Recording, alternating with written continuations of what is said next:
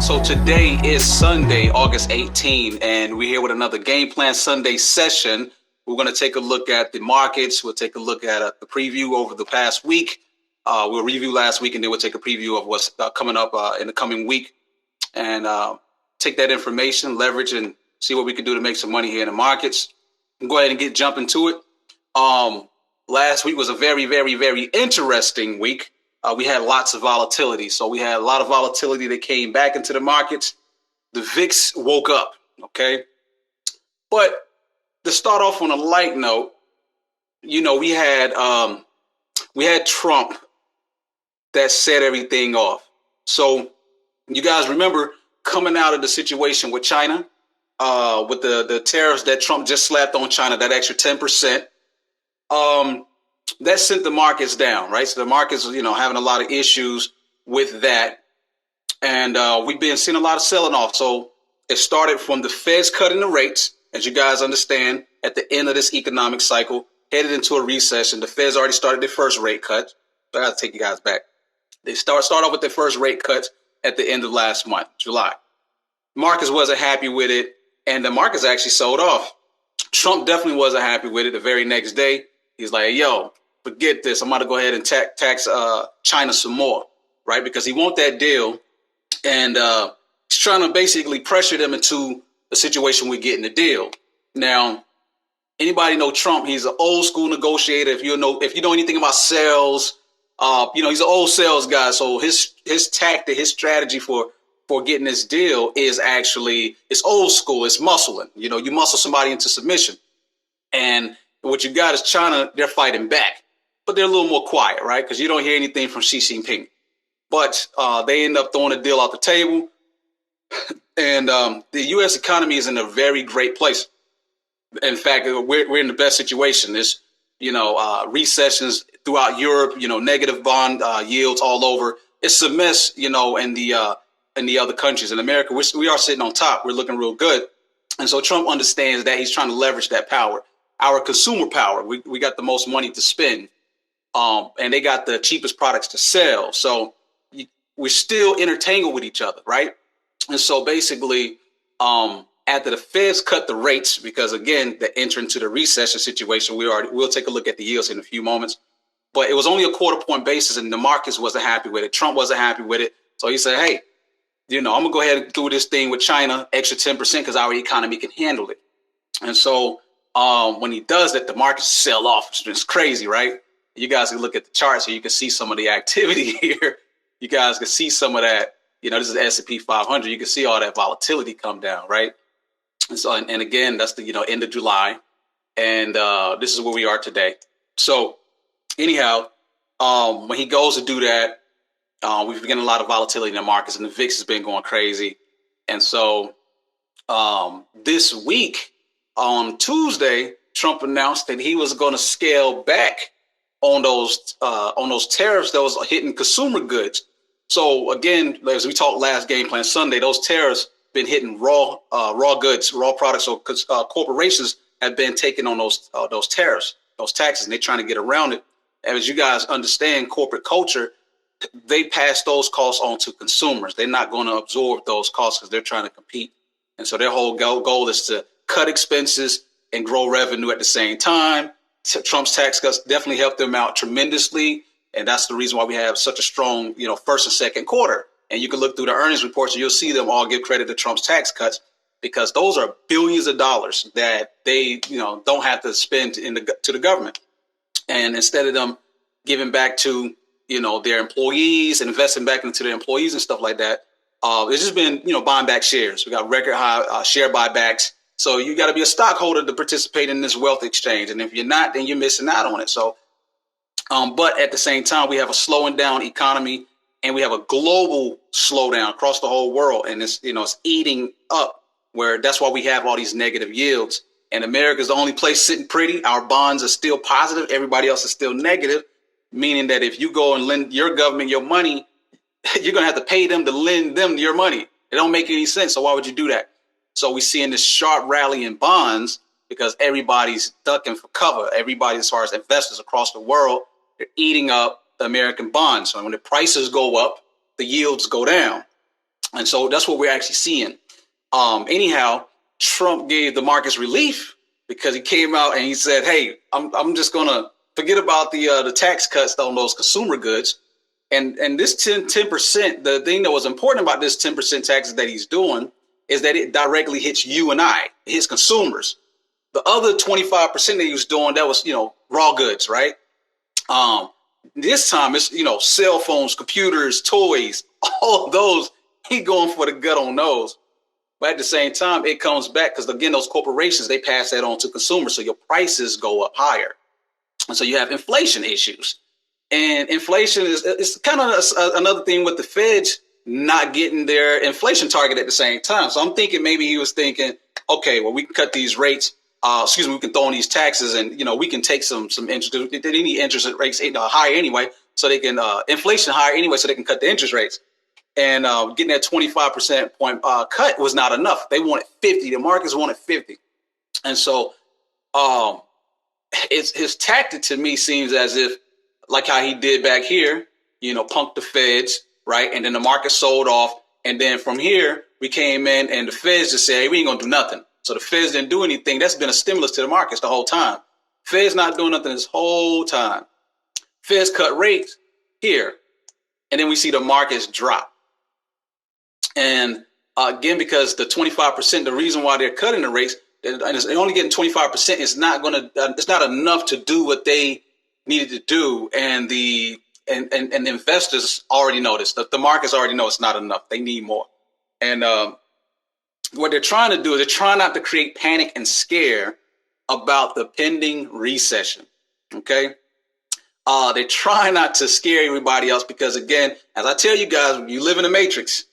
And this matrix is all about you spending money. OK, they got to have you participating. And if it scares you, you're not going to participate. And that's against what the markets need. And so they all know that it's coming. If you understand the history of money, the basics of money itself, that this has to happen. Money, credit, currency, all of this stuff. This stuff is, you guys, if you don't have the training or the education on it, then you wouldn't understand it. You're just a participant. So that's what I try to do at Wall Street Chat Boys, is to get our people all caught up on how the system works so that you can navigate this, properly. And so, but anyhow, yeah, Topaz, as you said, the Christmas holiday, he said he scaled back those tariffs because he wants you guys to have a good Christmas holiday. Okay. Now, myself, I don't celebrate the Christmas holiday itself. But understand that these holidays are created to get you to spend money. Okay, so whatever your reason is for celebrating, doesn't matter. They're federal holidays because the federal government, they need you to spend your money. That's how the economy grows. So it's all about influencing you to spend. And that's why it's a matrix. It's not forced by hand, it's forced by influence. Whether it's giving you cheaper credit, that's giving you cheaper debt, lowering interest rates, all these things influence you. It influences the banks, influence corporations, influence everybody to give you credit, debt, to have you spend it. And so anyhow, the situation with Trump, basically, I don't know. He's in a tough situation because what he did is he used it to try to negotiate with China. Hey, we're going to throw these extra tariffs or whatever, put more pressure on them because, again, China's economy is in a terrible place also, which on Wednesday, we had some weak manufacturing data that came out of China. We also see that Germany's economy is contracting as well. But the stuff that Trump is doing is actually working against China, but it also is hurting us at the same time. So it's kind of like, okay, and he knows it. And so he's trying to leverage it. But when he came back and said he's going to take off the tariffs off the 10%, and it's actually not all the tariffs that he was going to put on. He's actually putting a pause, I think, until December 15. Correct me if I'm wrong, Topaz or Justin, one of you guys. And I think it's December 15. He's scaling back on those tariffs until December 15, which don't make any sense because that's still before Christmas. But it's just like you already knew what you was going to do with the tariffs before you did it, but then you kind of reneged on your word. You kind of went back and said, oh, I'm going to just take it off because now I'm thinking about the U.S. consumers. I don't want this to go into a recession before Christmas. I want you guys to have a good Christmas, right? So at the end, it's about being a hero again. Okay, we're not going to do it for you guys, for your goods. There's still tariffs on it. I think it's only like 17% of them that he's taking off. He's not taking all of them off. you got to read the fine print in this stuff. So it's not everything that it's cracked out to be, but we'll see. But anyway, the fact that he's not going to move forward with those 10% tariffs, we saw the markets bounce back on Tuesday. And so, yeah, that was the day. Yeah, so we saw the markets actually behave, great towards his position on that, for retail, right? Because again, those costs are going to get passed on to you, and they already know that we're in a tight economy. The economy is so tight, people are stretched beyond their living, their means, basically. That people are over leveraged with debt. Debt is like is astronomically high. We're higher than the 2008 crisis level, right before the housing crash, the Great Recession of 2008. Our debt levels are beyond that, and they know it. That's what I'm telling you. Y'all don't know it because you're not paying attention. So that's why I'm telling you, y'all need to be tuning in, getting this wisdom, get this information, or you're just going to be a casualty if you don't know. So knowledge is power. It really is power. And so that's why we here, Wall Street Jet Boys, to try to teach you guys what's going on and also get some money in your pockets, or at least mitigate some risk. So anyhow, that's what's shaping up with that. So Tuesday, the markets broke out. So you got this nice bounce. And then I think it was Wednesday. Yeah. So it's Wednesday. Then we actually end up getting everything that came crashing back down. So the Dow Jones fell off the damn cliff by 800 points on Wednesday. And it was because of again, you have the weakening data from China, and Germany. You had the yield curve to invert even further, which I'll pull it up for you guys here in a second. We had the 30-year bonds to go to a record low. That's right. And as Topaz says, she said, check your 401k performance for those that have one. And it's crazy, be amazed how many people actually have 401ks, never even take a look at this stuff, don't even know what's going on. The illusion is that people think that, oh, I got a 401k, so I'm going to be able to retire. That is wrong, okay? Like you can't have that approach to this. Even if you don't want to learn it, you need to do it because it's necessary. It's your money at the end of the day. What do you think that happened to people in the 2008 Great Depression, Great Recession, when basically the markets crashed? If your money was in the stock market, your 401k is crashing also. Your 401k, your retirement funds is in the stock market, okay? When the stock market is making money, is doing up, then your 401k is going up. When the stock market is going down, your 401k is going down as well. And yes, many of you have the option to manage your 401k. You just don't know that you can do it. You can go in and change your performance. And Topaz, thank you for telling people. She's been telling people, check your 401k, reallocate and things like that. I reallocate mine every quarter. All right. When we had the sell-off on Wednesday, the markets fell like the S&P was down 13%. Well, actually, the whole total gains was up 13% for the year. The week before, I know that I was up 22% in my 401k. Excuse me, not my 401k. I have an IRA. So my IRA was up 22%. I was beating the S&P 500. So I'm actually outperforming the S&P 500 by about, there was at, let me see, when it went down to 13%, I was at 17 point something. So about 5 points beating the S&P 500 in my own, because I reallocate my portfolio towards what's happening in the markets. And so you have to do these things if you want to reserve your capital. So again, I'm actually adding, I was more and less equities, more bonds, because you got to add more bonds. You're not going to make a bigger yield on it, but with these volatility shocks that's coming, it's going to make it steady for you so that you're not losing as much money. And you still can participate with the gains that the stock market is going to have some more gains also. But again, I'm not your financial advisor. All right. I don't tell you guys what to do. You don't pay me to do that for you. But, again, I'm responsible for my own monies as you are too as well. But I do encourage you to take a look at your retirement, because when this hit the fan, you're going to lose your money. All right. And you're not going to be able to retire. We still got people, baby boomers, still recovering from the '08 crash right now. And people, they're retiring and they still got to go back to work.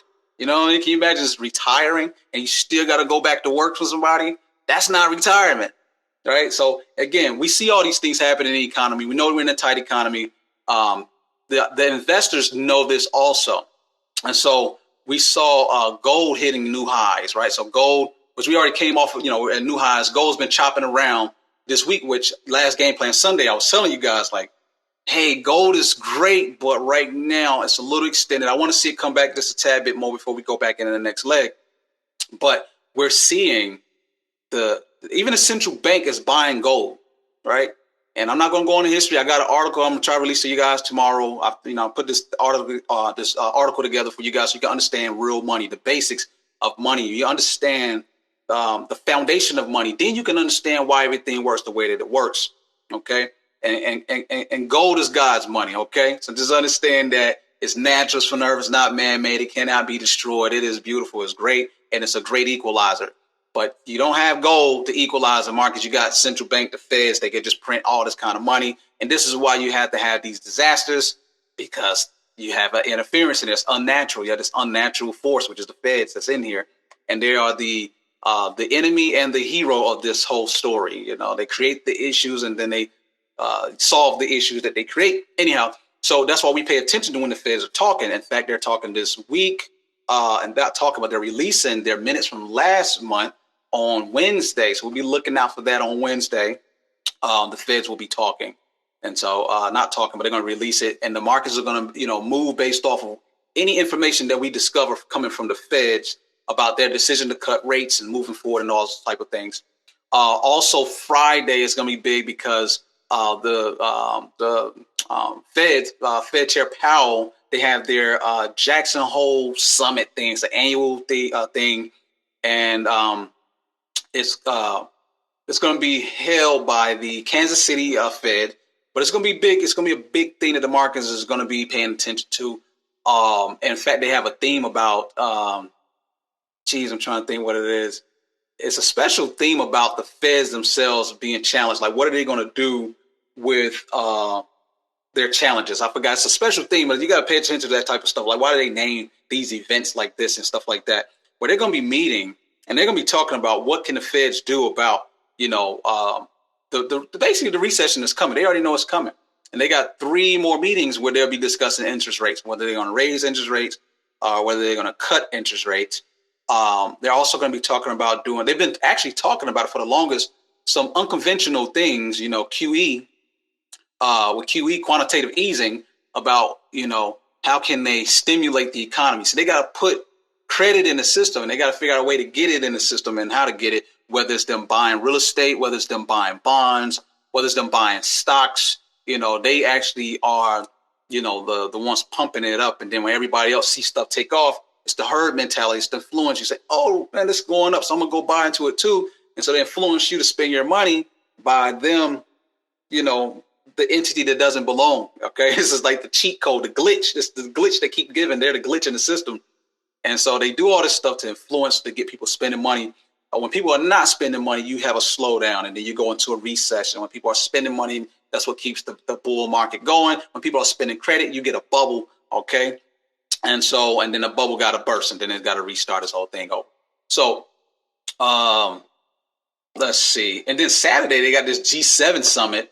It's a 3-day summit that's going to be major as well. It's going to be in France.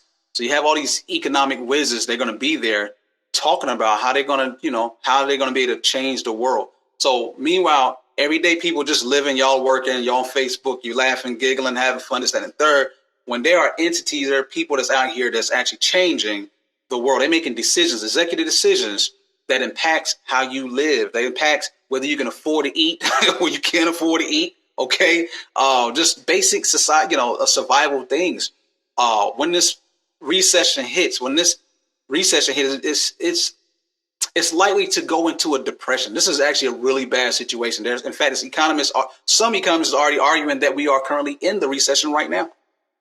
By the time you hear it on the news, it's going to be too late. You're going to be full blown into it. And so we're just telling you guys that you got to prepare for this stuff. As Topaz was just saying here, that check your 401ks. That is very important to check your 401ks. And furthermore, you need to also slow down on spending. You need to slow down on spending and start saving as much as you possibly can, because you're going to need some capital to fight this thing off. I don't want to see what happened last time, people losing their houses, because you're going to lose your job. People are going to be losing jobs. You can't control that. That's just a part of the cycle. But, what you can do is save. as much as you can.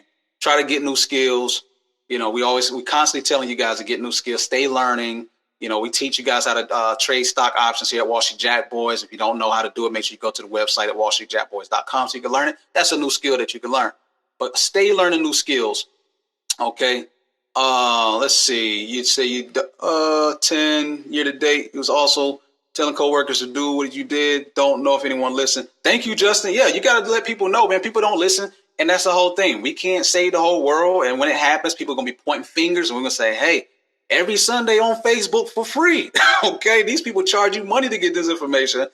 You could have got it for free from Pierre at Wall Street Jack Boys. They do it free. That's why I tell people, share this video, like the video so Facebook algorithms can pick it up and post it around. But just make sure that you guys are, paying attention to what's going on. But right now, it's not the time to be getting into debt. I'm telling you right now. And in fact, we had housing numbers that came out last week as well. And the housing numbers are low. Again, what they are trying to do is they got mortgage rates are at a record low. So the time to buy a house would be like now. However, consumers are not biting the bait because they're already stretched. Okay. So you have, record low mortgage rates. This is the time that they drop the rates to influence you to buy houses. So you got all these new houses just sitting on lots just rotting away. You got over inventory that's out there. People are not buying the houses. So real estate agents, people in real estate, they're going to have some issues because the consumers are tight and they're stretched. And they're trying to save as much money as you can. And again, you got baby boomers coming home and they got to go back to work because they don't have enough money to actually survive. The price of a gallon of milk last year versus this year is astronomically higher. Your gas, everything, cost you to live is going up. And so you got debt. A lot of people got all this debt and they can't service it. And once it starts to spill over, it's like this domino effect.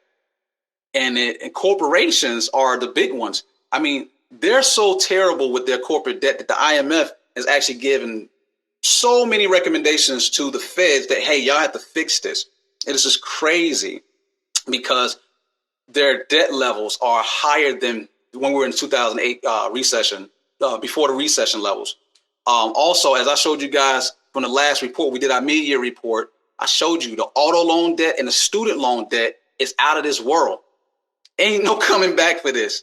And so, again, this is going to happen. And because the cycles happen because there's debt in the system. It has to happen because of that. It's not about a president. It don't matter what President Trump is going to do. It don't matter if Hillary got elected. It don't matter who it was. It's going to happen because there's credit in the system. We're not talking about the presidents. Okay. Now, can the president, exacerbate the situation, make it come faster? Possibly. Right. But it's going to happen anyway, just because it's debt in the system. You adjusted the job numbers again. That's right. Thank you, Topaz. Those job numbers, again, they adjust those numbers every freaking time. When I updated the numbers, I don't have it loaded up here for you guys. But when I update the numbers, if you notice, every month it changes. If you got the printout, when I printed it out, if you got that printout and you see the employment numbers, you see like, hold on, why is it different from that? Because they have to adjust them. They put these numbers out for Wall Street. The Wall Street trading off these numbers, but they adjust them every freaking month. And so you never get the real numbers. Those job numbers are not good. You have a tight labor market. You have full employment. So you hear Trump bragging, hey, we got full employment. Everybody's employed basically. But the problem that you have when you have a full employment system is that, say, for instance, if my man Umar in here, if Umar wanted to change jobs, like, hey, I want to go change jobs in a full employment environment, well, there's not any jobs available because it's a full employment. So mobility becomes an issue for you to switch jobs. They're already maxed out. And so we're already maxed out at these employment levels, basically. And so the only thing for us to do is to reverse. So you can see in fact, I think that the employment numbers, when they adjusted, that they actually came out higher. We had the unemployment numbers. And so the unemployment numbers are going back up. Unemployment numbers are not going to get lower than they are today. They're going to continue to go up higher. So it's going to be more people that's unemployed. And again, this thing is going to happen like a domino effect. Okay. And so because it's a part of the corporate beast, corporations got to cut expenses because they got to appease their shareholders. They got to return more profit and cut expenses. That means your job is going to be gone. What's going to take over your job? For the most part, they're replacing you with robots and computers and artificial intelligence. It's all artificial intelligence. If you do any kind of repeatable job, the robots are going to be able to take it. So if you think back in tribal times, if you think about even slavery times, think about in Africa times, basically, when they began doing trade with the Europeans and a tribe had a gun and they go fight other tribes and they got the gun. And what do? You got spears and this guy got a gun. He pulled a trigger. Boom. He just killed Ray or whoever he is. Just like that. We knew to stab and fight and all this hard work to kill you. And he just pulled a trigger and it's like magic. It's like, yo, how can I get one of those? So then the race becomes the race to get the guns. So everybody's lined up to get the guns so you can fight, the situation. In this situation, in 2019, the guns is artificial intelligence. I'm telling you right now. So they already got this stuff. They got to ease it into society. They don't want to create panic. They got all kind of classes. They got all kind of things, commercials trying to ease people with the idea of the robots, the artificial intelligence, as it's going to make your life better.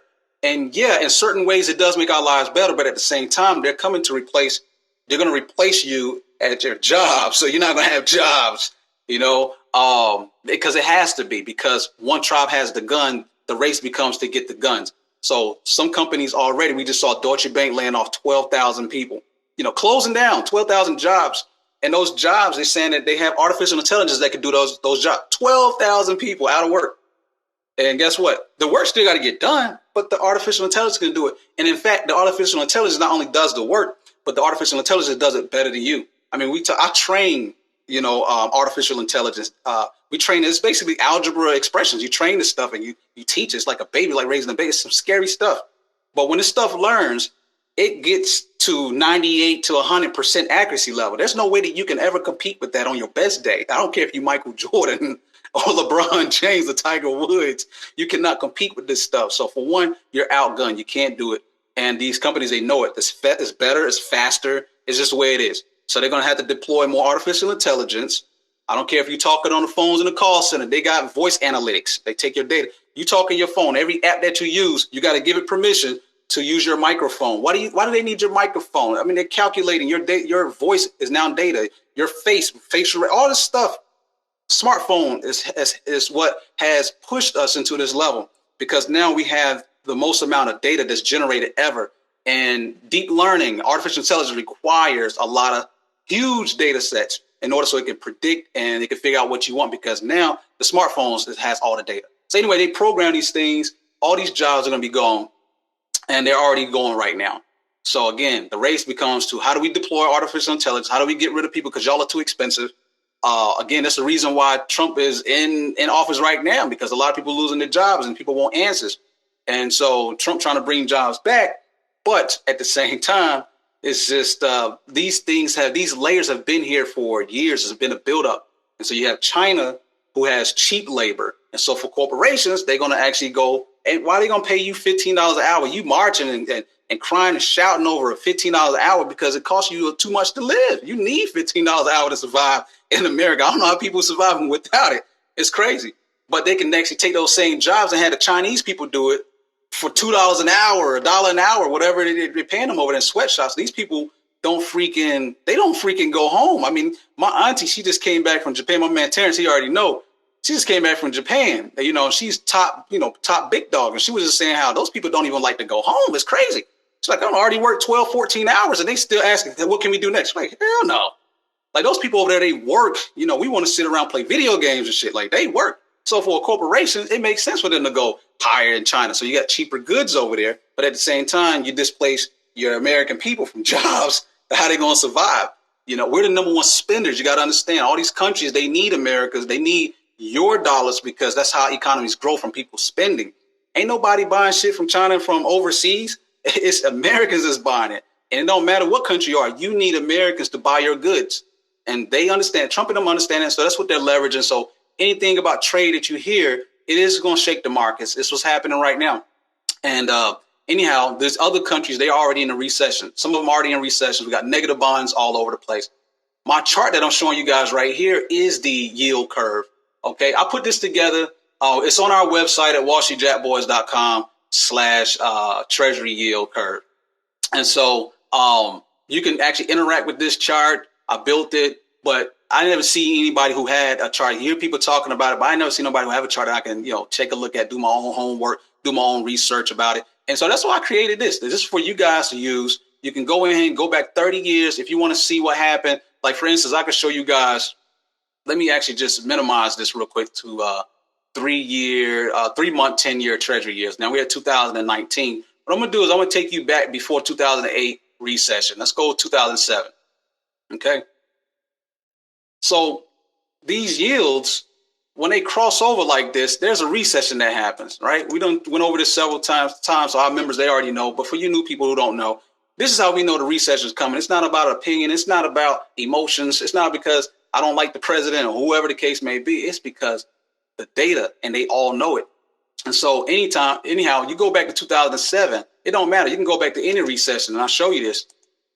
Anytime the short-term yields, which we have right here, is gray, and the long-term, which is the blue, when the short-term crosses, that's where you have an inversion. Okay. So again, you have that right there. We had that inversion, and the recession happened 2008. So you just go fast forward that, boom. And what happens is the Feds, they control the short term, which is this gray line. So you'll see it come up from here, and they cut it all the way down to zero. See this? 0%. All right. And they cut the rate, so they make money cheap. They make credit cheap. And banks, they advertise it. They give it to you. They need to get it to you because the bank is going to, central bank, which this is their bank, they borrow from this bank, is going to let them get that money for free. You see what I'm saying? So you had this economic expansion, which is created by and engineered by the Feds themselves because it influenced you to spend more money. Not only did they cut rates, but they bought all kind of real estate. They bought all kind of assets. They did quantitative easing here, which, again, printing money and all this stuff, it dilutes the monetary system itself. It gives credit so you guys can spend it, but you're going to have to feel that pain later. And that's why we have cycles. That's why you have a recession. So anyhow, we take a look from there. From 2008. In fact, we can go back to 2000. Let's go to 1998. All right. If y'all was alive at this time, we had an inversion. Boom, inversion. That was in 1998. And again, these come after this thing inverts. The recession, it always comes. It didn't come in 99, but it came in 2000. See? Again, it normally takes up to about 24 from 6. Actually, they're predicting that this one is coming here in the next 6 to 12 months, actually, because I'm getting ready to show you guys why. I'm going to fast forward to today. And again, boom. So to this 2019, we're seeing a whole nother time in history. So normally within, Justin says, within 24 months of the inversion of the 2 and 10 year is even more confirmation. And so this is why we had this huge sell-off on Wednesday in the markets, because again, we already had this sell-off. I mean, we already had this inversion way back here in April, I believe. Yep, boom. And it's been inverted. This, it came out, it popped out, but then it stayed here since May. It's still inverted. Okay, this is a really long inversion. All right. And so we know it's coming. Do we know when it's coming? That's the question. We don't know when it's coming, but we know it's coming. And it normally comes within 24 months at the latest. All right. But within 6 to 24 months, it's going to be here. So you got to prepare right now. The people who understand money, they know what's going on. You don't understand money. That's why you don't know. You're just a participant in this matrix. You got to understand. That's what I'm showing you. This is the data. This is not opinion talking. So anyhow, the 3 month versus the 10 year, the yields here, that inversion is the indicator that we're using that say, hey, this is the recession coming. But what happened is the 2 year, I'm going to take off the 3 month and I'm going to put you guys on a 2 year versus the 10. They compare these two. This inverted this week. And this was what happened on Wednesday to the stock market. See this? The 2 year short term yield crossed the 10 year. That means that you will make more money from loaning the government your money for 2 years versus 10 years. That's not right. If I give you my money for 10 years, I'm taking on more risk. So I'm supposed to yield more return versus 2 years. 2 years is not as much risk. So the more risk you take on, the more yield you get. But it's inverse. And so because it's happened, this is what happens every time before a recession. So that's all we're just showing you guys here. That's what's on the pipeline. This data is up to date, which I man this data also. Let's take you to the daily curve here. So this is on Friday. All right. So you take a look at Friday here. This is the 3-month yield. All right, 1.91. This is the 10-year. This is the one that we just showed you guys, the 3-month versus the 10. So if you loan the government your money for 3 months, you're going to make 1.9, right? Versus if you give them 10 years, you only get 1.5. That don't make sense. You're going to lend them the money for the 3 months, okay? So the bond market tells you the truth. Now, you guys hear people in the news who's saying, oh, well, the yield curve doesn't do this, that, and the third. I just clearly show you. I can go back. I'll post it on charts. I'll show you every single time it happens. So despite anybody's opinion or their economic opinion, they never actually, they never predict the recessions, but they happen every single time. And so we've been able to take a look at these things. I'll show you guys something real quick. Let me, I want to grab something real quick. All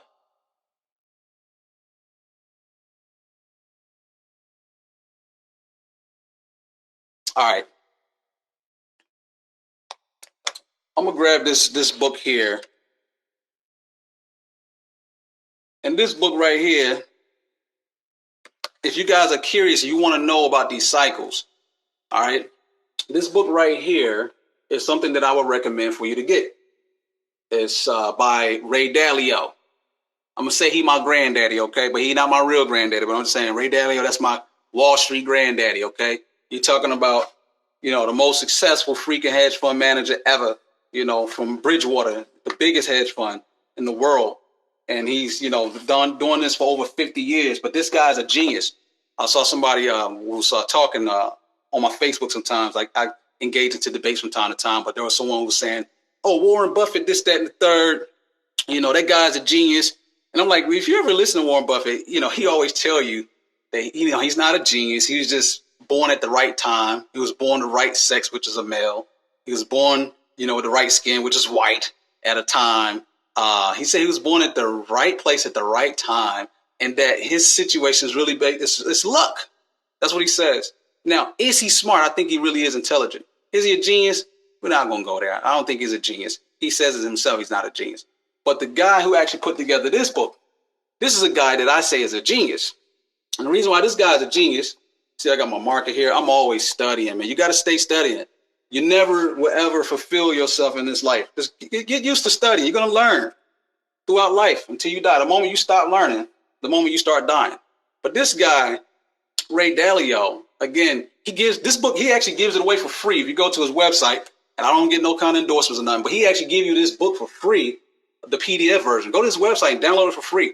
I got a library, and I like to have tangible books. You know, I like to go through it. This book actually feels good. I don't know, some kind of skin on this thing. It's interesting. It's kind of like a velour or something like that. Anyway, real good book, but he actually breaks down the cycles to a level that it may be advanced. So if you don't have a background in finance and stuff like that, it's probably going to be a little more advanced for you. This guy, he put this together for all these hedge funds and stuff like that. He put this together for economists, the feds, and all these people. They requested for him to do it because he went back and studied. And not only did he study the cycles and find out what causes them, but this guy actually put together, this is why I say he's a genius. He put together his team because he's an ultra billionaire. He got the time in the world to do this, but he put together his team that actually recreated every recession, every crisis, every depression. He put together a team to recreate it in a virtual world. And he sat down and traded as if it was real time in those times. And what did he learn? Well, this is the wisdom. He put it all together in this book.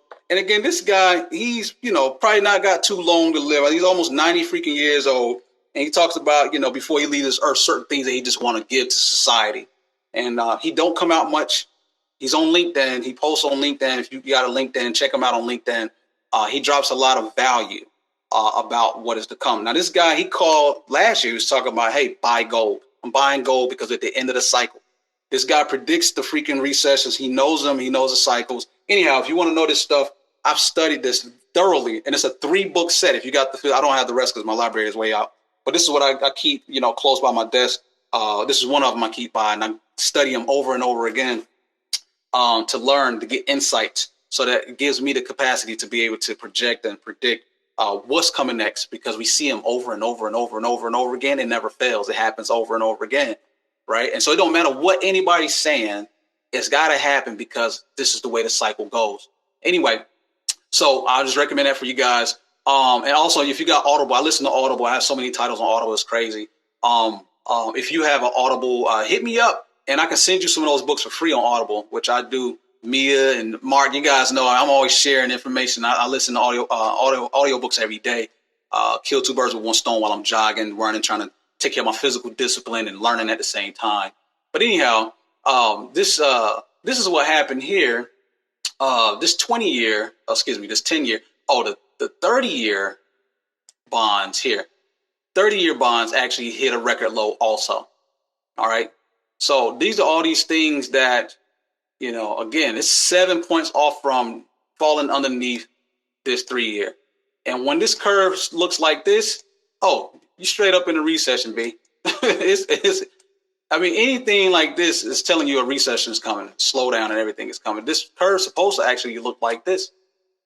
This lets you know you're in a strong economy. Those yields are supposed to be up. Okay. But when it curves like this, this is not good. And it's really not good around the world because these rates are negative. You see, we're still positive. You see, these are positive. Around the world are negative. We have record negative yields around the world. And investors, we're talking big money, okay? Institutional money. They're the ones who's moving. They know this stuff. They're buying up the bonds. And when they buy up the bonds, the yields drop. Boom, these fall. The price of the bonds itself goes up. And so that's why we've been playing bonds. That's why I say, have some bonds in your portfolio because the stock market is going down, but your bonds are going up because it's a flight to safety. All right. So that's a flight to safety because, hey, at least I can get, it's not that much interest. I think OG Rob, he was like, why would I play with bonds and you ain't getting no interest? I'm like, yeah, you're not getting no interest. I mean, it's only 1.82, under 2% would be your yield. You're not making no money off of that. However, you're not making as much money as you could make in the stock market. But when the stock market go down, this is going to give you stability. All right. Also, gold is real money. We're not going to have this conversation on gold right now because there's so much treachery. When you start to understand the basics, the foundation of money, the level of treachery, we start to talk about gold. I got an article coming out to you guys within a day or two where I'm going to release to you guys. And I've been in trouble with it because there's so much information on it. I'm trying to figure out how can I just, narrow it down. I'm trying to, shrink it down so you guys can digest it and making it, so that you guys can really understand it. Anyhow, but Ray Dalio was like, yo, you need to buy gold. If you guys listen to Kevin O'Leary from Shark Tank, he was like, gold. These guys, they are good. A recession hit, these guys are going to be balling out of control. You got to listen to the money. You got guys like Ray Dalio. You got guys like Kevin O'Leary that's saying you buy gold. And then next thing you know, you see gold pop up, shoot up and hit those highs, right? And you see the markets, go through this huge downturn. And the VIX actually went super high. But gold actually hit these tops. Gold is booming. And I gave you guys some levels. I gave you guys some levels on gold that I was actually projecting here using my Fibonacci, which y'all know I guess I'm the king of the Fibonacci, as you can say. But let me shrink this. Actually, let me go out. I'm going to go out on my weekly chart.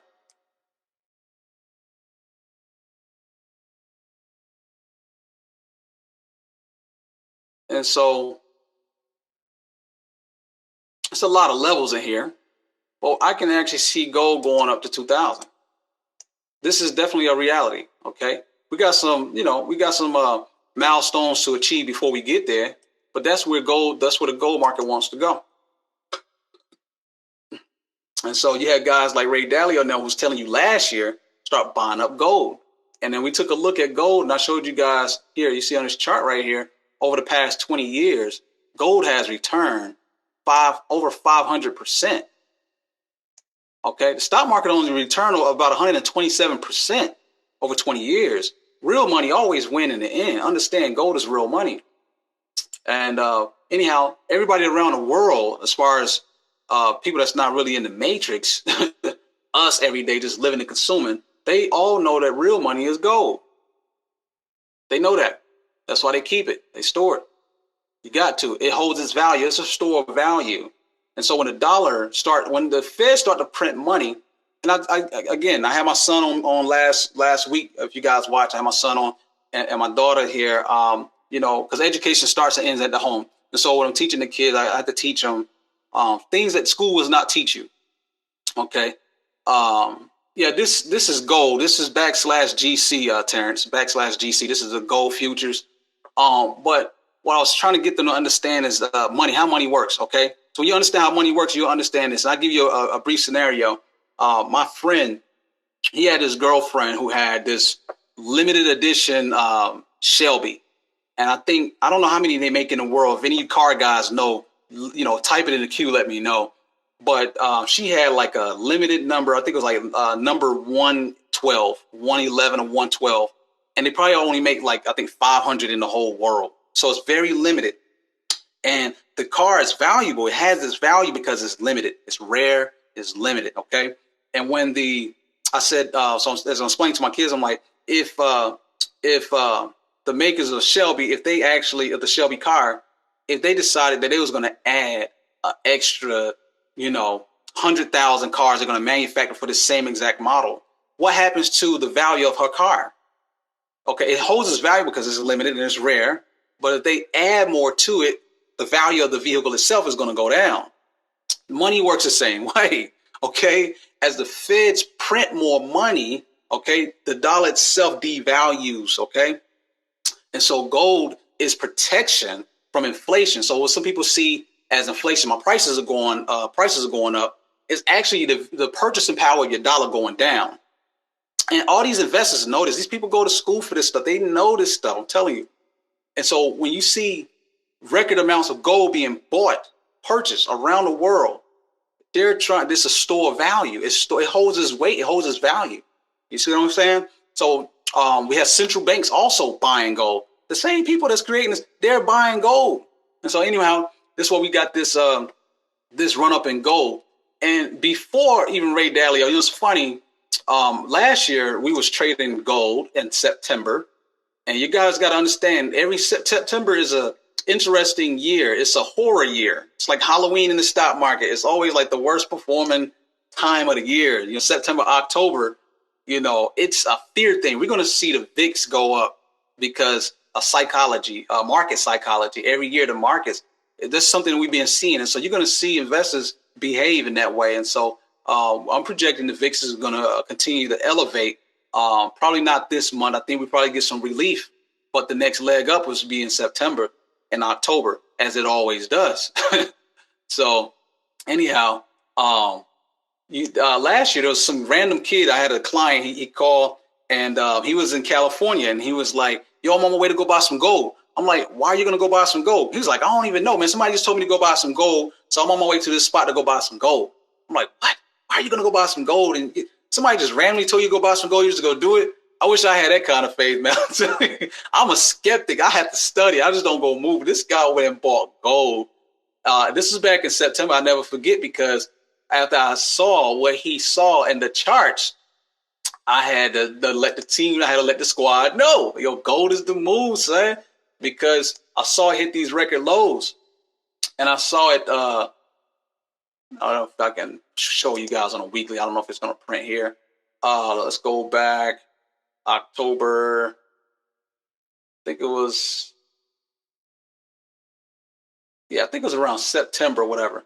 So the moment that he told me, I started watching gold. You're not going to see what we saw here, but we actually had a nice run up in gold. Let me just go back to the daily. Here we go. We hit this low, and then we caught this bounce. Here we go. This is where it was at. And so when we caught that bounce, I started paying attention to gold. Never paid attention to it until this kid called, talking about he's buying some gold, and he don't even know why. And so I started looking at the charts, and when I saw the moving averages cross over right here, that was the entry point to get in on gold. And as you guys see, gold is outperforming the stock market. I mean, I showed you guys over 20 years, gold has killed everything because it's real money. They can't manipulate gold, but they can always manipulate dollars by printing. And as they do it, because they always do, the fiat currency, the paper money has to die eventually. Maybe not in our lifetime, but it's losing its value every time they do this. And so we're in a cycle right now where the Feds are getting ready to print more money. They just cut rates. September, 100% probability that they're going to actually cut more rates. They got to, the markets, all this weakness in the markets, we're going to get more weakening economic data, and they're going to be forced to cut rates. That's what Trump and them want them to do anyway. They're going to have to. But, and as Justin said, we're in an election cycle. So yeah, we're in an election cycle. So it makes it extra interesting also. It makes things interesting because the illusion is you got to keep the economy strong so that Trump can get this 2020 election. The reality is the whole economic situation, we're just in a cycle. It doesn't matter who's president, but the recession has to happen. And I would prefer that it happen as soon as possible so that the recleansing, the recycling can resume quicker. But the longer they hold it off, the worse this thing is going to be. The bubble just gets bigger and people will never be able to climb up out of this situation. People never going to pay student loan debt off. Okay, it's just not gonna happen. All right, auto loans, people lose your houses and then somebody's gonna buy it. Some rich guy with money, he's gonna be sitting there waiting to take your assets. So anyhow, I just had to let you guys know to prepare for this stuff. It's gonna happen. This week, what I'm expecting in the markets as I look at gold hitting these highs here. I know I got a lot of lines here, but I talked about it last week. I was like, well, gold's a little extended. And, lo and behold, it behaves to my Fibonacci level. It trots up here and then it come back. And I just told you guys, I want to see it fall back some before it makes a leg back up. Bonds and everything is still the same. And so I still think we're going to chop around a little more this week coming up because, the plunge protection team is in. They got to have whoever is chief economist, CNBC, Jim Cramer, whoever these guys.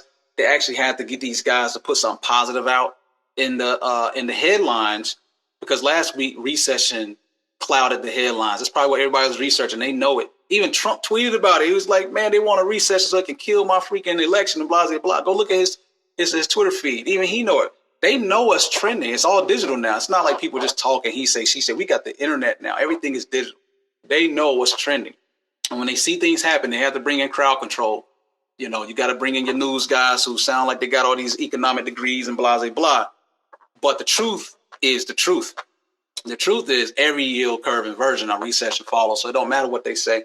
You better prepare. All right. And so anyhow, that's long term. Again, we're talking here about 2020. And again, Trump said he's going to ease you guys up so you can have a good Christmas. So you don't have to worry about right now. Go spend that money for Christmas. Go get a bunch of debt. So these corporations can make more money, go get your kids all these goods that they're going to expire in the next 6 months. They're going to be using no more. And you just want all this debt, buying all this stuff. But these corporations are walking away with massive profits and they're storing and hoarding gold and bonds and all kind of, assets, real estate. They're going to be rating. And this is why we have these wealth gaps. It's all a part of this matrix here. So anyway, we just playing it because we know the rules. And we don't have a choice. We're born in this. But the rules, you can, use it to your advantage. With that being said, I know that we took a look last week at utilities. We took a week at last week at utilities. I don't know if you guys are still playing this one. The play is still on here on utilities. If there's any shock in the markets, I'd rather play utilities than bonds or gold right now because they're a bit extended. But utilities off of fresh new highs. The squeeze is still intact. Okay. We still got the squeeze intact.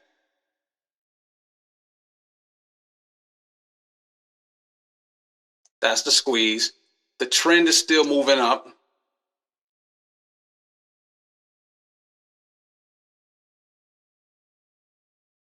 And we got levels up above. We got levels up above in these two different zones here. But I at least see it hitting to the 127.2 extension. Okay. This is a proxy to the bonds. This is a flight to safety. If there's any, volatility, any bad news, which tomorrow we get some information about the situation with Huawei, whether the sanctions that the U.S. have on Huawei, are they going to keep those or not, right? And they should keep them on, in my opinion. I think that if Trump lift those sanctions, it's going to be a sign of weakness. The markets is going to like it, but that'll be the news if they lift those sanctions off of Huawei. The markets is going to go up. You know what I mean? And but I think that it's going to hurt his ability in this negotiation with China. He's, it could be all a part of his tactics, but he already showed a sign of weakness when he stopped with those tariffs. He should have kept going, to be honest. But he don't want to drive the system into a recession. He don't want to be the catalyst, so he stopped it. And you guys saw what happened last week. It was really a mild pullback. It really wasn't that bad. They've really blown it out of proportion. So it was a much needed pullback, but it was going to continue to go down. And so he had to come in and stop that. But we'll see. Tomorrow we'll get some headlines on, what are they going to do about Huawei, right? If they clear them, then the markets are going to go up. And the markets this is the futures right now. The markets are looking pretty decent right now. Nothing super strong. This is like regular, ordinary. This could change tomorrow. It can wake up in red. Who knows? Anytime you see these kind of numbers here, these are small numbers. If you see big numbers, then you already know like something's great happening. This is kind of like normal flow. So I don't see anything that's alarming us right now tonight. We'll see what happens tomorrow. Tomorrow, just observing the markets, not putting on any plays tomorrow. At least I don't plan on it unless it's a day trade or something. But I doubt it because we're fresh off of all that bad news from last week. And we got to see how this thing is going to sort out. So I want to see how the market is going to behave. I'm going to let the emotions come out on Monday. And then Tuesday, we're going to gauge the market more seriously, see what we can look for in the markets here. On to the long side again, I still like utilities here. Consumer staples, I think, are doing pretty good. Let's see. Yeah, consumer staples are doing pretty good. Again, these are like, your McDonald's and everything else, your Pepsi and all of that, it's actually doing pretty good here. We don't have a squeeze, but we got some uptrend here. We got some upward momentum. We did have a buy trigger here. Your risk here at the ceiling is at this 1618. You want to see it clear. And if it clears, then we can see it go up and hit new highs. So I'll be looking at some individual names out in the consumer staples also. See how this all play out. I know it's been a lengthy session, so if you guys got anything you want to take a look at real quick, I'll take a look at that for you, and then we'll go ahead and bring this to a close. If you guys got any questions, just type them in the queue and we'll go there. Justin says consumer staples, they are defense in downturns. Correct. They are in a downturn. You take a look at stuff like freaking McDonald's, when there's an economic downturn, man, people don't have money to be buying Chick-fil-A. I eat Chick-fil-A like every week, B. It's at least $40, $50 for my family. In the downturn is McDonald's. Okay? Probably get a whole meal for your whole family for $20. You gotta watch your purchasing power, man. What you got here for me? Topaz Shake Shack. All right. Wow. So Shake Shack is making some moves. Look like it's driven off of earnings, which they did beat earnings. This is August 5th, and they're running away. I don't even have any levels to give Shake Shack, but it's running away. And it's really, really high. It's really extended. Do I want to get in at these highs on something like this? No, I wouldn't. It's a bullish stock, but it needs to come down. It needs to breathe some. If I open up this, you guys can see it's out of bounds. Out of bounds, B. All right, when we look at, this is my bounds. And that stock goes above these levels, it's overbought. That means they done bid the price up too high. That's a bit too much for me. It needs to come back down. It needs to come down here before I can even consider it. I need to see it solidify a little bit to catch it on the next leg up. But this is the time to get in before earnings. This is an earnings play. Yeah. And sometimes what you could do on these here, I don't have a sell trigger, but if there's a sell trigger, you can actually catch these and sell it. Boom. And then when it does its reversion to the mean, it reverts. You can make money on the downside. So, And that's how you play those when those stocks come overextended like that. You catch it on the rubber band. It's kind of like a rubber band effect. Oh, Wally Mart. Okay, Wally World. This is another big boy. Oh man, I actually like this one. Oh man, I like Walmart here. Walmart is doing good. I think they did beat their earnings. Let me just make sure. Yep, they did beat their earnings, which is great. And this setup, thanks, Mark. I like this setup. This setup here is a classic setup. Again, if you guys don't have this book here, again, this is our Pattern Perfect book that I put together for our members. You get all of this, when you are a member. We go through a couple of patterns so that you can identify these things. Okay. So this pattern that we're looking at is this is a double bottom setup. It's a classic setup he's got here. Let me actually get us some Fibonacci levels before I go into annotating here. So we'll take from this this high to this low. And we'll actually track some levels. It's pretty much close to my previous levels here. And what we got here is, let me just put the arrows here. This is the double bottom setup, basically. It looks like a W. All right. And so anyway, you can see this setup here. It's definitely super bullish because now it's trading above all of its moving averages. All right. It's trading above its moving averages. That's one configuration. It's got a double bottom pattern. That's another alignment here. Okay. It's also, we have a buy trigger that says enter. Momentum is shifted. That's another enter. This is momentum as well. And our trend is participating. So all the stars in alignment here. I do like this to the long side. I got levels to about 120 here, Mark. So thank you for that setup. Play by. That's good right there. That's right, Tovar. That's a sexy chart, right? That's beautiful. There you go right there, man. Martin got y'all set up with some free money this week, man. I'm telling you, that's free money right there. That'll pay for your courses. You better get it. What else? I'll take a look at one more and then we'll go ahead and wrap this up. You guys got any questions, put those in the queue. I know we probably cover some advanced information for you newbies, but the only way you're going to learn is if you ask questions. That's how I was with my mentors. I was totally confused for probably about 6 months, had no idea what was going on. And my mentors are way more advanced than I am. So you can imagine I was in there like, yo, this is crazy. But I sat there every day listening and watching, and then I was able to gather that value. And so I'm just delivering that value the best way I can for you guys. But the only way you're going to learn is if you ask questions. Same thing here. This double bottom setup is apparent throughout the markets. Okay, if you look at the sectors themselves, you'll see it printed across the sectors. This double bottom setup, and most of them look similar to this chart here, where they still got some moving averages trading above. And so what we want to see is that break through those and find the next level to the upside. Okay, cool. Well, I hope this is very informative for you guys. Make sure you share the information, like those, hit those like buttons and everything else. And then we'll get to trading here in the markets this week. It's going to be very eventful, and we're going to get some of this money, man. Anyway, man, you guys enjoy the rest of your weekend. Y'all have a good one out there. We'll catch up this week. All right. Peace.